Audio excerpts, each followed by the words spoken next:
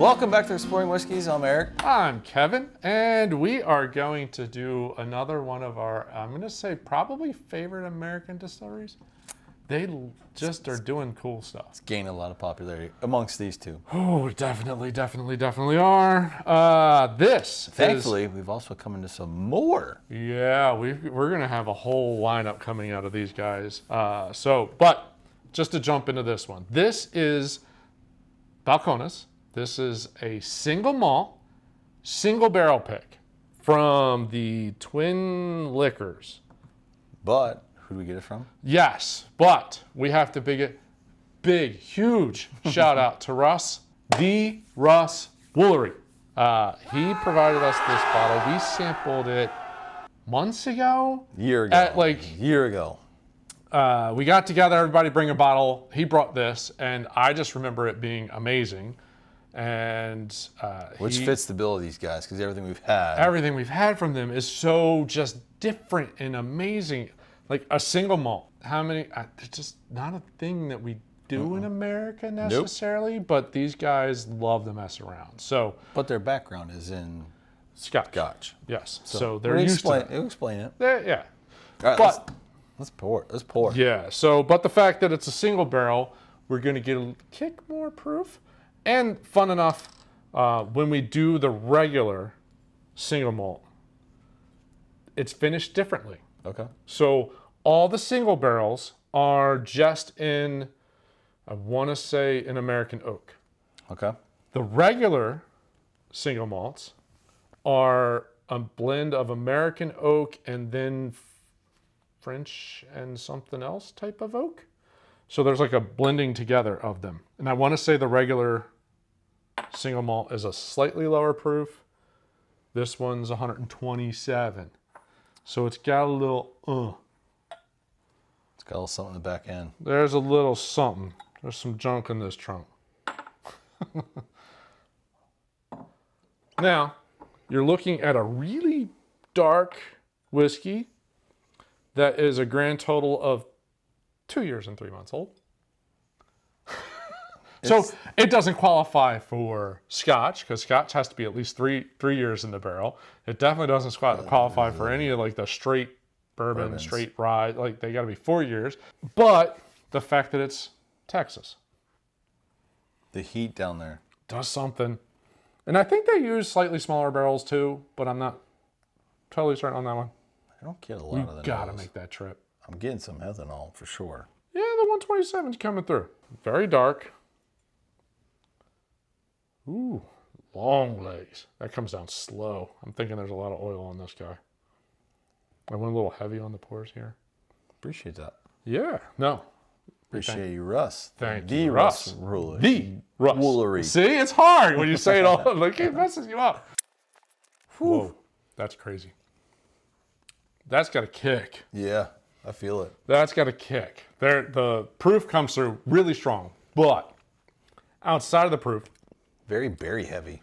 Berries and dark chocolate, like mixed together. Like I don't even know how to explain what that is. The nose doesn't come across with much of anything though. It comes across malty. Now that I think about it, malty, like just a malt, like a cereal ethanol. Malt type of thing, and some ethanol. Not much to berries the nose. and chocolate. Berries and chocolate, like super strong, like good quality dark chocolate. And that's what I remember. That's all I remember from the night of tasting that, was the fact that I got such strong dark chocolate notes. And that's not, well, some people also got that, some people didn't. I'll just leave it there. So why didn't Russ like this bottle? I'm gonna say the proof was a little too much. It punches pretty heavy. He just kind of struggled with really enjoying this, and I get it. The proof's there. It's got a punch. But as soon as you get past that, wow. And I don't get crazy proof on the nose. Like it doesn't sting. It's but that's all I get on the nose. It's funny. It's like, oh yeah, there's ethanol. There's some malt. I don't get a whole strong nose to it. I get a little bit of sweetness. A little bit. Yeah. I keep thinking of like the single malt Scotch, like that honey and malt together, like the cereal malt type thing. Dude, chocolate, so strong on the chocolates.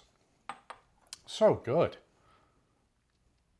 That is ridiculously good. All right, so we've done, I know we did the baby blue, which was totally weird and so good. Very, very. What was the other? Oh, the lineage. We did the lineage. Ridiculously good. And like, I don't remember. I don't know. It was a top 20 of 2019? 2020? 2020. Super good. That's so much better. And it's got a kick. It's got some heat. It's got totally different than the baby blue. I mean, you can't really compare the two. And we've got 6 more. What? Oh, you got the rye too. You already And had I have those. the Texas whiskey. Yeah, but the last one's not technically a whiskey, right? I guess I have 6 Bottles from from Balcones. Yeah, so there's way more to come in this. We are going to go through all this. Why doesn't the nose is not open up at all? All right. Try to get a reset. I don't think it's gonna make a difference. It kind of did. It did? Yeah. I get a little more fruit on the nose now. Less ethanol, more fruit, Yeah. but it's still, it's totally different than the palate. The palate's so strong. Like the chocolate is so strong. The berry notes, I'm trying to think, like there's dark fruit and there's berries. That is funky. I really like that.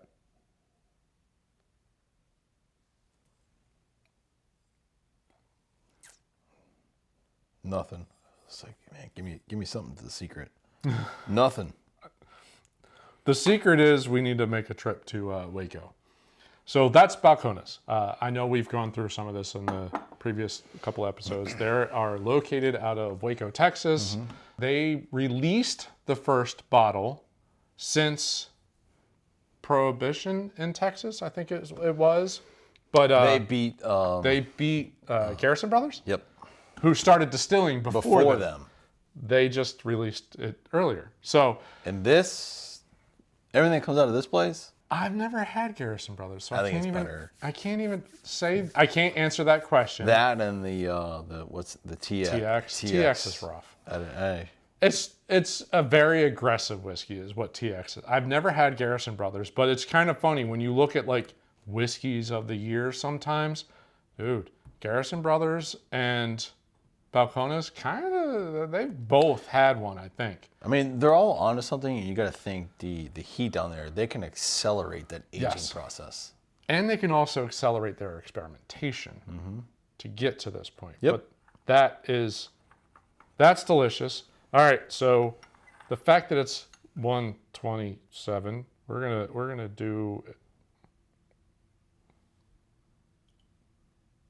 some drips of water now, because I really think once you get over 100, I really think this will change it. I don't know if it's going to add. I don't know if it's going to subtract, but it'll change it. So I think the ethanol note is just in the nose. It's muted down the cup. just a smidge. But I get more chocolate in the nose now. Yeah. No, wait. I kind of like that. I like the nose way better. That opened up the nose a lot. I get a little like cinnamon brown sugar note kind of combined with a little bit of fruit in there. Yeah. The nose is better. Chocolate and berry. That doesn't change all that much.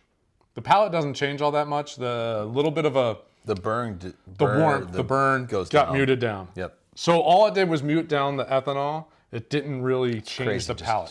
Just a drop of water. Yeah. I'm not putting a whole heck of a lot in there. That was, somewhere's in that range of like 3 or 4 drops into, maybe half an ounce-ish, 3/4 of an ounce. And that's the kicker. Technically, to let it fully kind of take effect, you want to wait like a minute or two to do that, but Didn't need to. Don't need to. It's still got an impact. The chocolate's starting to come through on the nose more too. Which we got the cocoa note on another bottle that we're going to sample later. Yes. wonder if it's a theme for them. Maybe. Maybe it could be the way how they're charring it, what type of wood they're using, the malt that they use in their blends. Maybe there's more of a chocolate note there. So, but for their regular bottles, there's what, 6, 7? Something like that. Yeah, and then they have a number of annual releases and then a handful of special releases. Wow. That's just so good on the palate. It's 127 proof. It's got a hell of a kick. There is no question about, like, I'm getting... But the kick's not anything. It's not a burn. Like a Booker's. It's just a warmth. It's a really good, strong hug. It's not an aggressive burn. To a Booker's, like a cinnamon, like, burn note. Cinnamon and peanut, just... It doesn't do that. This is really nice. Sweet. This is... Fruity sweet, chocolate sweet, just... This single barrels, most single barrels. And again, so I'm going to start with, this was technically gifted to the show to review by RUSS WOOLERY, the RUSS WOOLERY. And so I don't know the exact price that he paid or somebody, I'm not sure. I'm pretty sure it was a gift. I thought so too. But on average, for this, for a foolproof single barrel pick of this, it's around $100. Pretty heavy, but Booker's is like 90, so it's not that heavy. Yeah. And it's a totally different profile. And it's really good. I think more people would prefer this profile over Booker's. Probably, yeah. I would think so. I mean, I enjoy drinking it. Yep. But it's straight, a little aggressive. It's straight heat. Yeah, it's a little aggressive. A little aggressive. This is less aggressive. This is more of a gentle, sweet. This, a splash of water. Yeah, I think a lot of people mellows it out just a smidge. Wow. I think the Bookers you got over here that we've had so far, it's more of a small cube would. Not a full block. Just give me a 1 or 2 out of the freezer. A regular fridge. Yep. Regular fridge cube. So I've moved from fruits, which I still get a little fruits, but now I'm getting more of that brown sugar note. Okay. Like, it's not vanilla, it's not caramel, it's like that dark brown sugar note is starting to come through. Yep. Almost trending toward the butterscotch. Yeah, but the nose is not nearly as robust. That's the word I'm going to use. That's my 25-cent word for the day. It's not as robust as the palate. No. The palate has so much more depth to it. There's so much more, the dark chocolates, the berries, the little bit of a burn from the ethanol, but it's not like, it's just warmth. Yeah, the palate is what makes this whiskey. Still kills me that it's 2 years and 3 months. That's it. I kind of want to nurse this pour. Like I don't want to be done. No, it's so good. It's such a, you know what I'm thinking of? All right. And I've not had one of these, but I've heard about them. Like chocolate with berries and like a chili powder, like a chocolate powder and a chili powder mixed together. That's kind of what I'm thinking this is. And I know they have those, like a spicy Mexican fruit bowl or something like berry bowl. That's what it's kind of getting to in my brain. It's so good. I'm so excited to try the bottles. There's so many. So I will let everybody know. I lucked out. I acquired 4 bottles. My wife's boss was taking their daughter to Waco, to Baylor. I was like, "Ooh, you going to Waco?" Yes, I am. Well, while you were there, would you mind swinging by poking in? You don't have to go to the distillery. Just poke your into a liquor store. And he was nice enough to bring me back a couple bottles. And I'm excited to sample them, and then obviously do on the show. Mm-hmm. We have some friends here in the neighborhood that are somewhat familiar with the Balcones lineup, but they're very excited to to try it as well. Yeah, so this is just, and they put it as twin American oak. Not sure what they mean by twin American oak. Don't know that one. But like I said, their regular single malt is Hungarian and French oak blended with regular and new charred American oak. So they're aged in different things and kind of all blended back together. So what'll be fun is when we get the single malt, pull this back out and do a little AB. Mm-hmm. There's slight proof difference though. The regular one I think is right around 100-ish. There will be a little bit of a difference, but that is a really solid pour. Yep. Russ, thank you're the man. you, sir. That is so good. All right, we're just rattling on now. So overall, if you can find a single barrel pick, I think it's a really good option. I really want to thank whoever's doing their blending and their tasting and the way they do their profiling to get to a single barrel, to get to any of their whiskeys. I think they have a really interesting way to go about things. I think they know what they're doing. Mm-hmm. So if you can find a single barrel pick of any of the Balcones, I highly recommend it. I think you will not be disappointed. So go for that. It's a little bit more pricey, but I think this is more of a special occasion bottle than a daily drinker by any means. I just think in general, if you can find. Yeah. So far for us. Balcones you can only find outside of Tennessee. But for us, we've sampled, what, 4? 4 or 5? 5. 5. We've sampled 5. We've reviewed the third one on the show. We've been able to sample 5, and not one is disappointed. Not at all. And what we paid for it, well worth it. Well worth the money. So if you come across it in your travels, or if you live in an area where they distribute, when you're looking for something a little different, pick it up. They're doing good things. Mm-hmm. Perf. Can't wait to do the other ones. I know. It's going to be fun. So, I can't wait. So. It's the best part of this whole... It's the best part of having this channel, man. Yep. All we're doing is sampling whiskeys. I was having this conversation this week about the channel. Mm-hmm. They're like, wait, you do your own channel? I was like, I've got to sample so many different whiskeys. I would have never just done that. I would have been buying the same things over and over and over. We've got to sample 130-ish whiskeys. We got so many more to go. And we've got so many more to go. That we own. Not even absolutely. The ones that absolutely. We're gonna acquire. It's just so much fun to be able to look for differences and be like, wow, that one was really good. Yeah, I wasn't a big fan of that one. That's going to be a mixer. This is one I would imagine we're going to go through the whole, whatever we get our hands on. Yeah. There isn't one that we're going to poo-poo. I don't think so. Not one. They're on to something down there. Officially, I assume are they artisanal?